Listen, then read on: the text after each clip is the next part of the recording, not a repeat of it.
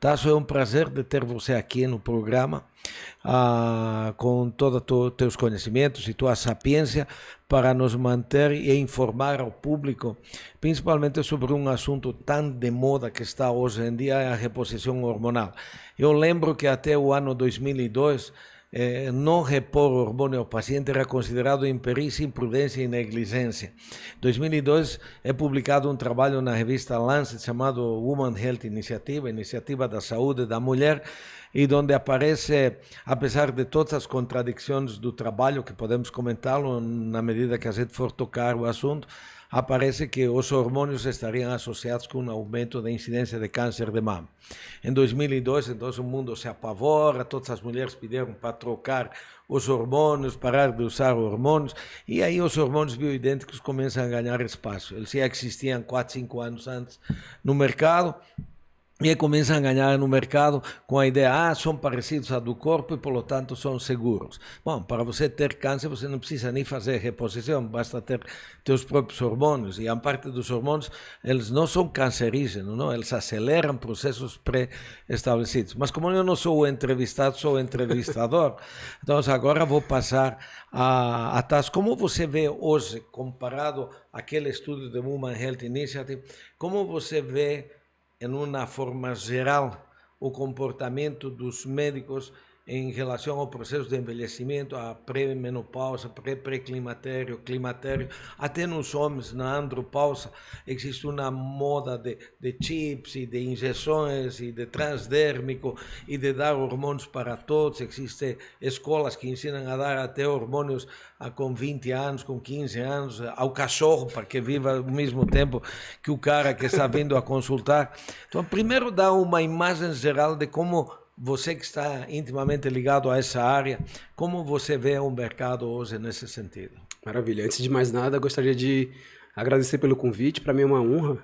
Eu sempre aprendo muito contigo em todos os congressos, em cursos, livros, né? Tenho muitos livros seus e ali minha cabeça ela sempre expandiu, justamente num momento que, como nutrólogo, eu encaminhava os meus pacientes para tratar algumas deficiências hormonais, que eu percebia que tudo aquilo que eu entregava já era uma visão integrativa, os pacientes retornavam do especialista para o qual eu encaminhava, seja um endócrino, um ginecologista, para tentar ver a endocrinologia ovariana, e a maioria dos pacientes voltavam dizendo que o colega especialista não tinha indicado fazer nenhum tratamento, e volta e meia alguma ainda dizia que era citado que uma terapia hormonal era perigosa pelo risco do câncer. Isso já sob influência do WHI, o estudo de Iniciativa na Saúde da Mulher, que trouxe um grande equívoco, né? E eu comecei a perceber que tudo aquilo que eu fazia, que eu aprendi na graduação de medicina e que eu aprendi até mesmo na especialização de nutrologia, não era suficiente para equilibrar a saúde como um todo. Sempre eram gotas de alívios sintomáticos, mas que não resolviam e sempre tinham que ter muitos medicamentos para controlar sintomas de outras coisas que pareciam outras patologias. Mas eu defendo uma ideia de que as doenças catalogadas com o Código Internacional, que são mais de 12 mil doenças, elas apenas foram estabelecidas e nomeadas por quem acreditou que juntando aqueles sintomas, quadro clínico, sinais, merecia o nome de uma patologia, mas que várias patologias são apenas manifestações diferentes de uma mesma causa. E se tratando dessa mesma causa, a gente consegue combater 20, 30, todas as doenças, porque eu entendo que a causa de doença é o desequilíbrio da fisiologia.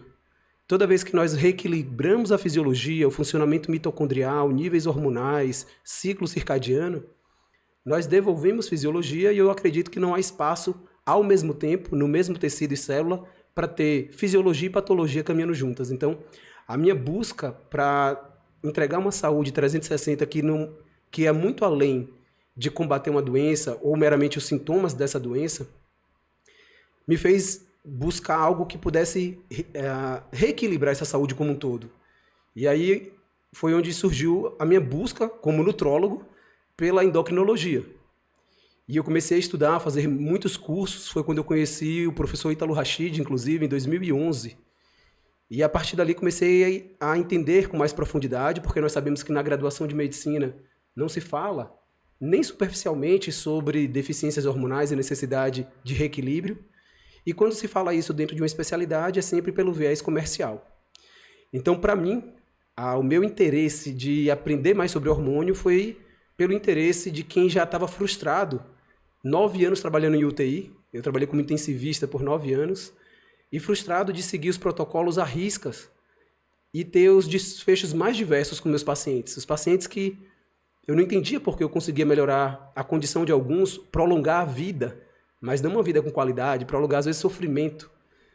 E de outros eu não conseguia ter avanço nenhum. Eu falei, tem algum gap, tem alguma coisa que eu preciso aprender para poder ajudar mais meus pacientes. Foi quando eu comecei a mergulhar mais na fisiologia.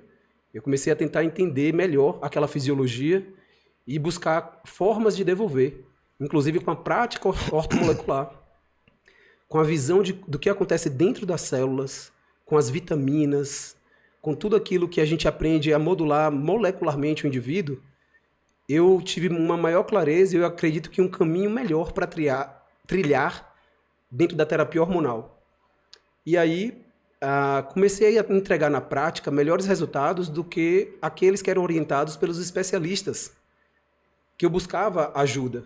E aí eu comecei eu acabei desistindo de encaminhar, porque a visão não estava alinhada com o que eu buscava de reequilíbrio fisiológico.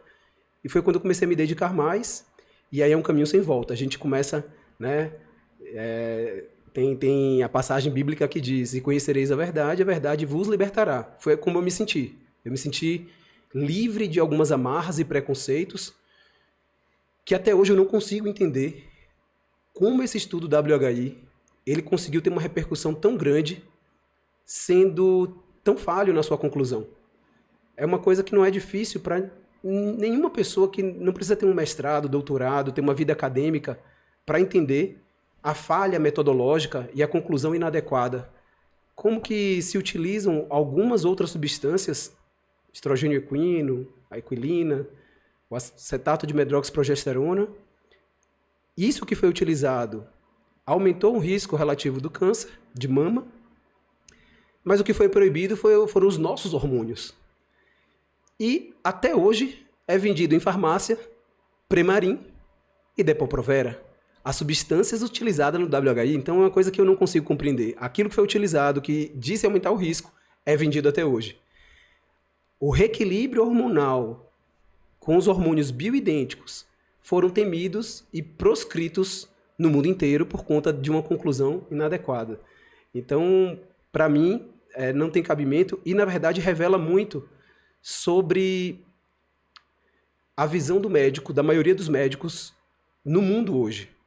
Como é fácil manipular o médico. Não, as pessoas como um todo. Como um todo. É muito fácil. Muito fácil manipular. Mas você deve ter percebido que a indústria farmacêutica faz assim.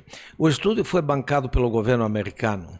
Apesar de o Premarin e a medroxiprogesterona ser de propriedade da American Home Corporation, o estudo foi bancado pelo governo americano, foi cortado, foi interrompido Sim. antes do final, porque acharam uma incidência maior de câncer de próstata, mas a proibição em relação ou a luta contra os bioidênticos é porque eles não conseguiam patentear os bioidênticos. Né? O que a natureza te dá de graça, você pega um inhame, pega uma isoflavona de soja e vira hormônio, Sim. não tem nenhum segredo. Então você não pode patentear. Em cambio, se você incluir uma molécula no estradiol, ele vira uma molécula patenteada. Sim. E que fez a indústria farmacêutica? Hoje, todos os produtos chamados hormônios bioidênticos estão na indústria farmacêutica como hormônio micronizado, Sim. hormônio em gel, hormônio aqui, mas eles incluíram. Então, Sim. você vê, progesterona existe micronizada, estradiol existe em pump, testosterona existe também. Então, todos os bioidênticos foram incorporados, mas a palavra bioidêntica foi vilipendiada no meio do caminho. Exatamente. Então, hoje em dia, se você recebe uma mulher entre 45 e 55 anos de idade, é uma mulher que parou de menstruar, e ela é assintomática, não tem grandes queixas, quer fazer um controle, E quero que você defina se é uma paciente, se vai precisar ou não vai usar, qual seria o caminho que você mostraria para essa paciente fazer? Excelente. Muitas pessoas têm a cultura de só buscar o cuidado médico quando há algum problema, o que é um equívoco. A gente precisa ter acompanhamento médico em saúde para saber como anda a saúde, mesmo que não haja sintoma. Eu costumo explicar aos pacientes que os sintomas que as pessoas têm são sinais de alarme. Então, não é nada ruim. Na verdade, é um presente de Deus para que a gente tenha mais rapidamente uma forma de identificar que tem algo acontecendo errado. Seja uma febre na criança, seja uma dor de cabeça. Então, sinais e sintomas são sinais de alarme para que a gente busque ajuda. No entanto, existem inúmeras condições subclínicas, silenciosas, sem sintomas, que podem levar à morte. Várias condições de uma inflamação crônica subclínica que podem até mesmo ser avaliadas com exames que não têm nenhuma repercussão e manifestação clínica. Uma hiperferritinemia, hiperhomocisteinemia, PCR ultrassensível elevado, às vezes pode estar com vários marcadores de interpretação inflamatória crônica alterados sem nenhum sintoma.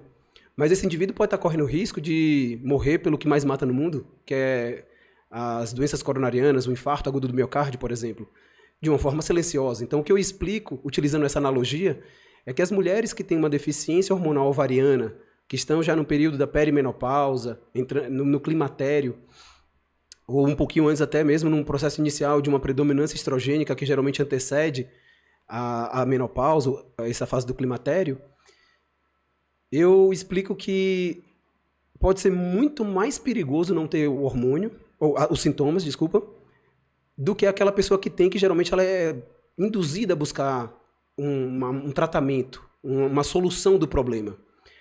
No entanto, tem alguns trabalhos e autores que correlacionam a intensidade dos fogachos, por exemplo, com o risco de um risco cardiovascular. No entanto, lembrar que aquilo que não gera sintoma geralmente afasta do tratamento, porque a pessoa não busca. Mas é necessário fazer o uso. Não ter o sintoma não significa que não está sob risco. Não ter o sintoma pode ser apenas um defeito no sistema de alarme. E nós precisamos fazer o tratamento, uma vez que os receptores em todo o corpo, principalmente em relação à mulher, que tem muitos receptores de estradiol, né, sistema nervoso central no corpo inteiro, músculo, osso, endotélio, em tudo, para a saúde óssea, metabólica, cardiovascular, neurológica, cognitiva, a mulher precisa do estradiol. Uma mulher com deficiência de estradiol, e se tiver uma condição genética que também eleve o risco, tem uma chance muito maior de ter doença de Alzheimer, por exemplo, que é um prognóstico muito ruim. A mulher sem o estradiol, ela tende a deprimir mais, ter mais doença de Alzheimer, o risco de infarto aumenta, osteosarcopenia, alterações metabólicas inúmeras. Então, uma mulher em deficiência hormonal, ela está tão sob risco, e isso a gente consegue comprovar, inclusive, até com o exame laboratorial, investigando o FSH, que é um hormônio da hipófise, que é produzido sob comando do hipotálamo, no nosso comando central, quando é identificado que o corpo precisa de mais estradiol. Então, se o nosso sistema nervoso central ainda dá o comando para a hipófise pedir ao ovário mais estradiol, é porque precisa. Assim eu interpreto. Eu não considero que Deus possa errar. Mas eu entendo que as glândulas periféricas entram em falência antes do comando central. Então é comum que o ovário dessa mulher entre em uma falência porque, pela evolução da espécie, essas mulheres já teriam morrido antes de termos conseguido quase dobrar a expectativa de vida ao nascer. E, portanto, aquele ovário estava preparado para esse tempo. Hoje se vive mais tempo, mas o ovário ainda não teve o tempo de produzir estradiol por toda a expectativa de vida que quase dobrou. E ele para de produzir, mas o sistema nervoso central não para de funcionar. E a prova é que a curva do FSH continua subindo enquanto não houver reposição do estradiol. É um pedido do comando central, quem não pode falhar, porque se o comando central falhar, aí sim a mulher morreu. De uma forma ou de outra. Às vezes está morta em vida, mas morreu. Então, para mim, Deus é tão perfeito e no que Ele criou não tem falha, e a prova é que toda mulher que tem deficiência de estradiol, se não houver reposição, o FSH vai ser encontrado alto, a não ser que haja alguma deficiência hipotalâmica, hipofisária, que aí é um quadro mais grave. Mas essa é a prova para mim. Inclusive, eu correlaciono há 15 anos que eu atuo com terapias hormonais, cuidando de mulheres, são mais de 3 mil pacientes que eu acompanho ao longo desse tempo, e eu sempre percebi uma correlação direta do nível de FSH com pior prognóstico. Quanto mais alto o FSH, pior qualidade de vida e prognóstico dessas mulheres. É como se o nosso sistema nervoso central, o sistema nervoso central dessas mulheres estivesse gritando, pedindo por uma molécula tão importante que é esse hormônio, para manter o equilíbrio das funções orgânicas do corpo inteiro, né? Então, é dessa forma que eu vejo, e eu considero o que se pensava lá atrás, até antes do WHI, perceber, identificar uma deficiência hormonal, principalmente uma falência ovariana numa mulher, e não fazer nada, é uma grave negligência que coloca a vida da mulher sob risco e numa péssima condição, que às vezes até a própria mulher fala assim, não vale a pena viver.